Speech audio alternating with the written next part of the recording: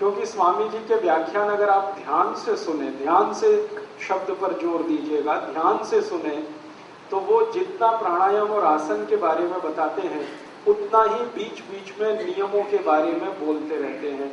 आपने सुना होगा वो बार बार कहते हैं खाना खाते ही तुरंत पानी मत पियो, 1 घंटे के बाद पियो, ये नियम।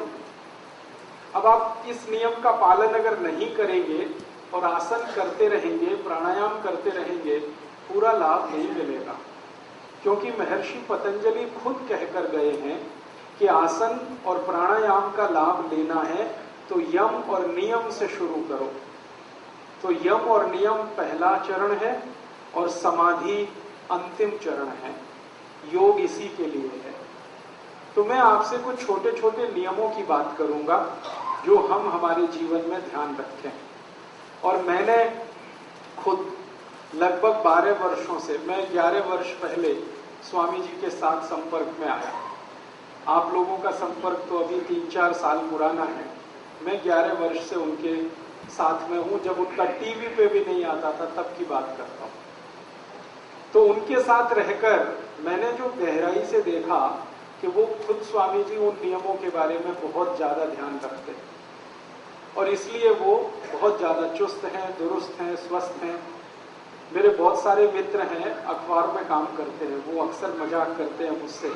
वो कहते हैं कि हम बहुत दिन से एक न्यूज चाहते हैं कि बाबा कब बीमार पड़े और ये हम फ्रंट पेज पे छापना चाहते हैं। मैं पूछा भाई आपको इसमें क्या इंटरेस्ट है? तो बस ऐसे ही अखबार वालों का तो इंटरेस्ट ये होता है कि जो निगेटिव चीज है वो पहले छापो। अगर आप ठीक ठाक कोई काम कर लें तो अखबार के लिए न्यूज नहीं है वो, लेकिन उस काम को करने में मारपीट हो जाए, गाली गलौज हो जाए तो वो बहुत बड़ी न्यूज है अखबार के लिए। तो वो ऐसी बात करते हैं और ये बात उनको मैं कहता हूं कि कभी सुनने को मिलेगी नहीं, क्योंकि वो स्वामी जी बहुत ज्यादा पक्के से नियम का पालन करते हैं। जिन नियमों का वो पालन करते हैं वो आप भी करो। कुछ नियम मैं आपको बताऊंगा, सब तो नहीं बता पाऊंगा क्योंकि 20 मिनट में संभव नहीं, लेकिन कुछ नियम तो मैं जरूर बताऊंगा आपको जिनका हर एक को पालन करना चाहिए। तब आपको योग और प्राणायाम का पूरा लाभ मिलेगा। और ये नियम मेरे बनाए हुए नहीं है, ये नियम स्वामी जी के भी बनाए हुए नहीं है। ये नियम हजारों साल पहले आयुर्वेद चिकित्सा के कुछ महान लोगों ने बनाए हुए। हमारी आयुर्वेद चिकित्सा में एक बड़े महान व्यक्ति हुए, उनका नाम था महर्षि चरक। सुना होगा आपने।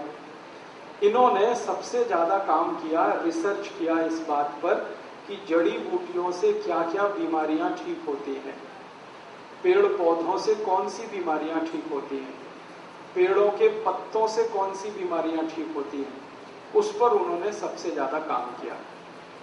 उसके बाद एक ऐसे ही व्यक्ति हुए महर्षि सुश्रुत। उन्होंने इस पर काम किया कि शरीर के किसी अंग में जरूरत से ज्यादा अनवांटेड, जरूरत नहीं, ऐसी कोई ग्रोथ हो जाए, ऐसा कोई बढ़ोतरी हो जाए, ट्यूमर हो गया, जैसे गांठ हो गई, इसको कैसे काट के निकाला जाए, सर्जरी।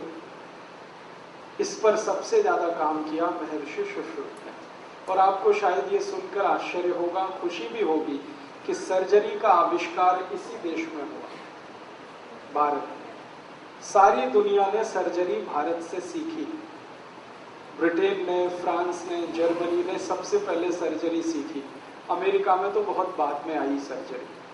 और ब्रिटेन ने भारत से 400 साल पहले सर्जरी सीखी। ब्रिटेन के डॉक्टर यहाँ आते थे और यहाँ भारत में आकर सर्जरी सीखकर जाते थे।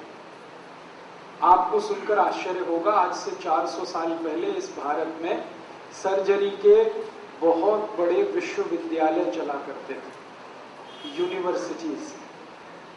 हिमाचल प्रदेश है ना, इसमें एक जगह है कांगड़ा, यहाँ सबसे बड़ा सर्जरी का मेडिकल कॉलेज था, आज की भाषा में मैं अगर कहूँ तो। एक और जगह है भरमौर, हिमाचल में, वहां एक दूसरा बड़ा केंद्र था सर्जरी का। ऐसे ही एक तीसरी जगह है कुल्लू, वहां पर एक बहुत बड़ा केंद्र था। अगर हिमाचल प्रदेश का आज का नक्शा ध्यान में रखा जाए तो 18 ऐसे केंद्र थे हिमाचल में।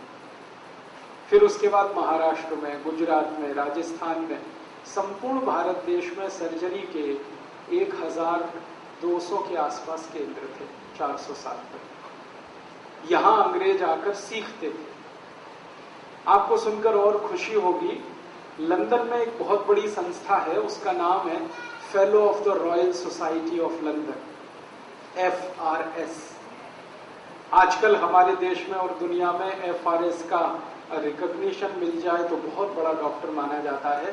ये FRS संस्था की स्थापना उन अंग्रेज डॉक्टरों ने की थी जो भारत से सर्जरी सीख कर गए थे, और उनमें से कई डॉक्टर्स ने मेमोइर्स लिखे हैं। मेमोइर्स लिखने का मतलब क्या होता है? अपनी मन की बात। तो जो अंग्रेज डॉक्टर ने मेमोइर्स लिखे हैं उनको पढ़ें तो हैरानी होती है। वो बोलते हैं कि भारत जैसे देश में इतनी ऊंची तकनीक के आधार पर सर्जरी होती है। आपको सुन के आश्चर्य होगा, 400 साल पहले इस देश में राइनोप्लास्टी होती थी। राइनोप्लास्टी आप समझते हैं? शरीर के किसी अंग से कुछ भी काटकर नाक के आसपास के हिस्से में उसको जोड़ देना और पता भी ना चले। 400 साल पहले राइनोप्लास्टी इस देश में होती थी। कई अंग्रेज अधिकारियों के मेरे पास डायरी के पन्ने हैं। एक कर्नल कूट नाम का अंग्रेज हुआ करता था, उसका हैदर अली के साथ संग्राम हुआ, लड़ाई हुई थी कर्नाटक में 1799 में। हैदर अली ने उसको युद्ध में पराजित कर दिया, हार गया। हारने के बाद उसकी नाक काट दी हैदर अली ने। हमारे देश में ऐसा होता था कि नाक कटना सबसे बड़ा अपमान। तो हैदर अली ने उसको मारा नहीं, वो चाहता तो गर्दन काट देता उसकी, क्योंकि वो पराजित हो गया था अंग्रेज कर्नल कूट। उसकी नाक काट दी और कहा तुम जाओ अब कटी हुई नाक लेके। तो वो कर्नल कूट घोड़े पर भागा वहां से, कटी हुई नाक हाथ में, खून निकलता हुआ। तो हैदर अली के राज्य की सीमा के बाहर आके किसी ने उसको देखा कि उसके खून निकल रहा है, नाक कटी हुई है, हाथ में है। तब उसको पूछा ये क्या हो गया, तो उसने सच नहीं बताया। उसने कहा मेरे चोट लग गई है। तो उसने कहा नहीं, ये चोट नहीं लगी, ये तलवार से नाक काटी गई। तो अंग्रेज मान गया कि हाँ बात तो सही। तो उस व्यक्ति ने कहा कि तुम चाहो तो अभी हम सर्जरी करके तुम्हारी ये नाक जोड़ सकते हैं। तो उसने कहा कि ये काम तो इंग्लैंड में कोई नहीं कर सकता, आप कैसे कर सकते हैं? तो उन्होंने कहा हमको तो ये काम आता है बहुत अच्छे से। तो उस कर्नल कूट की नाक के जोड़ने का ऑपरेशन हुआ। बेलगाम नाम का एक शहर जहां पर ये घटना घटित हुई, उसका करीब 3-3.5 घंटे ऑपरेशन चला। वो नाक जोड़ी गई, फिर उस पर लेप लगाया गया। 15 दिन उसको वहां रखा गया। 15 दिन के बाद उसकी छुट्टी हुई। 3 महीने बाद वो लंदन पहुंचा। तो लंदन वाले हैरान थे कि तुम्हारी नाक तो कहीं से कटी हुई नहीं दिखती। तब उसने अपनी डायरी में लिखा कि ये भारतीय सर्जरी का कमाल है।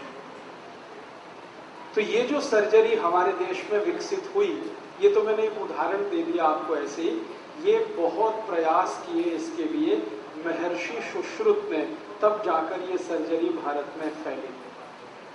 ऐसे ही हमारे देश में बहुत प्रयास किए महर्षि चरक ने, तब जाकर आयुर्वेद चिकित्सा इस देश में फैली।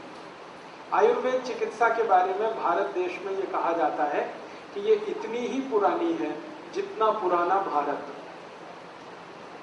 अब भारत उतना ही पुराना है जितने पुराने हमारे भगवान राम या कृष्ण या शंकर या महादेव या ब्रह्मा या विष्णु।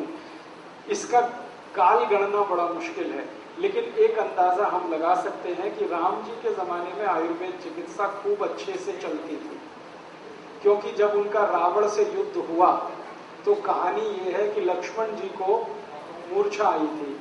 आज की भाषा में कहूं तो लक्ष्मण जी कोमा में चले गए थे। कोमा वही होता है, और वो कई दिन बेहोश पड़े रहे थे। तब उनके बारे में चिंता हुई राम जी को कि कैसे इनको ठीक किया जाए। तो एक वैद्य को लाया गया, उनका नाम था वैद्य सुषेण। उन्होंने नब्ज देखकर कहा कि इनको बचाया जा सकता है, इनके लिए एक दवा चाहिए, संजीवनी बूटी। बूटी का माने पेड़ होता है। तो संजीवनी चाहिए, कहाँ मिलेगी? तो हिमालय पे मिलेगी। तो कौन लेके आएगा? तो हनुमान जी जाएंगे। अब हनुमान जी को पहचान नहीं संजीवनी क्या है, तो पर